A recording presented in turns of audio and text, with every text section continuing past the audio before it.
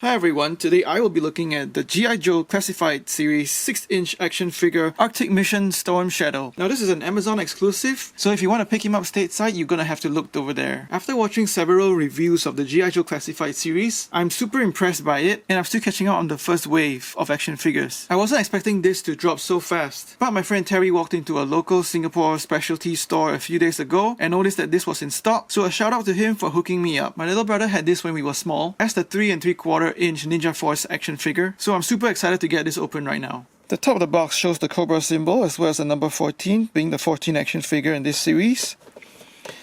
On the side we see more Storm Shadow art, and on the back pretty amazing art throughout the series as well as the multiple languages and warnings.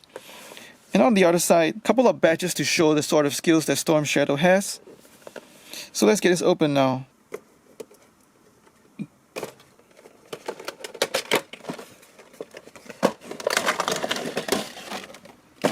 And out of the box you see Storm Shadow and his accessories held in a plastic tray held together by some tape. And the back of the box has a large eye-catching symbol of the Cobra. Out of the box he comes with a couple of accessories. First up is an interesting quiver casted in black with the back of the arrows painted gold. And a golden painted Ninja Clan symbol. Strangely enough you can see the arrows coming down the sides of the quiver, but they are not painted gold. And the quiver packs into his back.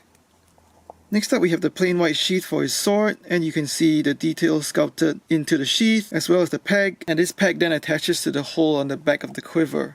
He has a sword with the details sculpted into the handle as well as the Ninja Clan symbol on the blade over here, and the blade is painted in silver, and he can hold the sword just fine or have it slotted into the sheath on his back. Next up is my favorite accessory, which is a bow with an Asian design, a black handle as well as painted gold on the ends, and he holds the bow pretty well. Next up are an arrow and a pickaxe, and these are really dull because they are just casted in white with no paint detail. He holds the pickaxe just fine, but there's nowhere to store it on his gear. The cool thing about the arrow is that you can stick it just below his trigger finger and get him posed aiming and ready to fire off the arrow.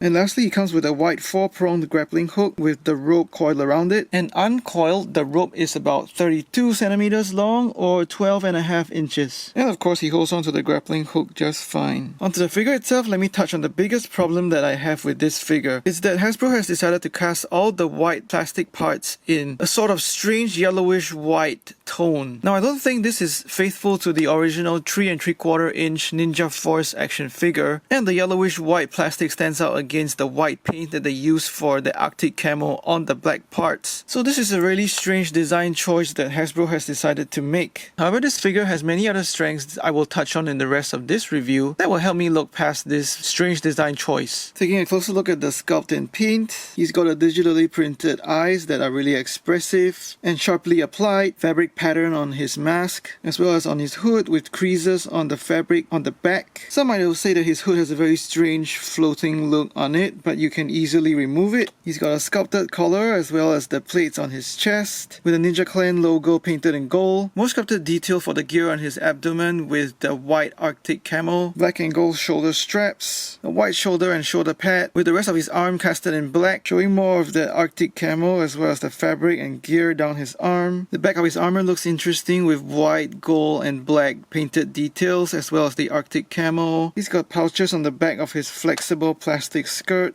The skirt is molded in one piece with no obvious separation, and with more pouches in front plus a gold belt buckle and some black detail on the front skirt. His thighs are casted in complete black, and his knee pads are also casted in complete white. Some more details on his calves, which are casted in white but painted with black detail. Some sculpted straps down the back of his calves, and his feet are casted in white, as well as interesting shape in his shoes for his toes. For articulation, he has a ball joint and a hinge in the upper part of his neck, as well as a ball joint in the lower part of his neck. So this allows him to tilt his head right, left. He can look forward and down that much, as well as look up that much, but his hood will be floating and that looks weird. And going all the way around, looking at the articulation without his hood, tilts right that much, tilts left that much, as well as looking down and up and going 360. So I will say that his head articulation is not hindered much by the hood. He's got butterfly shoulders that go in. He's got a butterfly joint at the shoulder that lets him go in and out.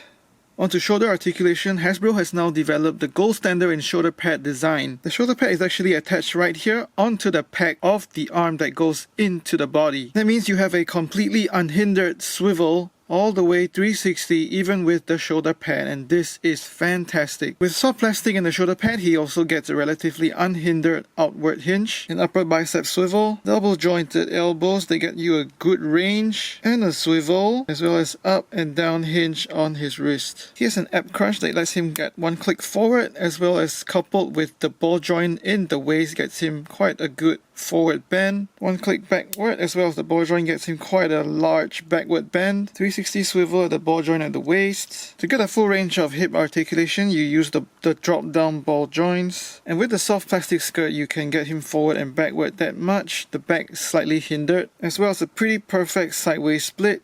Thigh swivel, double jointed knees that lets him kick his own butt. No cow swivel and ankle articulation that goes down that much, as well as up that much, and very generous ankle tilt outwards as well as inwards. So the great articulation scheme coupled with the interesting accessories gets him into really nice action poses. On the size comparisons, he stands at about 16 centimeters or about 6¼ inches. Here he is with the articulator icons White Ninja and Solitaire. These are essentially the 6-inch placeholders for Storm Shadow and Snake Eyes, made by the Fush in their Articulator Icons Kickstarter campaign. I can't wait for Hasbro to make this iconic Storm Shadow look in their 6-inch G.I. Joe classified line. And here he is with the Articulator Icons Red Ninjas, which do make great classic Cobra Red Ninjas. And some standard Marvel Legends looking pretty compatible in scale, as well as the Marvel Legends Iron Man and Amasco Iron Man. So overall, I enjoy this figure, but let me cover some of the negatives first. He's got some bland white weapons that look really toyish without paint. Hasbro really needs to make them in realistic colors moving forward, just like the black quiver with the golden arrows that they made for this figure. Next, the hood might look odd to some, with a little bit of the floaty aspect, and then there's the yellowish white color. It just looks off color from the original toy, the box artwork, and what I would expect on an Arctic camouflage. But once you're able to look past these faults, it's a well-designed figure. It's got expressive digital printed eyes to bring out the expression on an otherwise bland ninja mask head. The paint applications are not all over the figure, but applied in small areas to make the details pop. The articulation is super with smartly integrated shoulder pads, on top of the new standard double neck joint, ball jointed waist, and drop down hips on the G.I. Joe Classified series. So even though this might be an obscure Storm Shadow costume, we end up with a great exclusive figure with fantastic fun factor. Therefore, I will say that this is the recommended figure that you should pick up. I really look forward to Hasbro making the classic all-white ninja version of Storm Shadow. Please like, share, comment, and subscribe, and also check out my Instagram channel in the description below. Thank you so much for watching.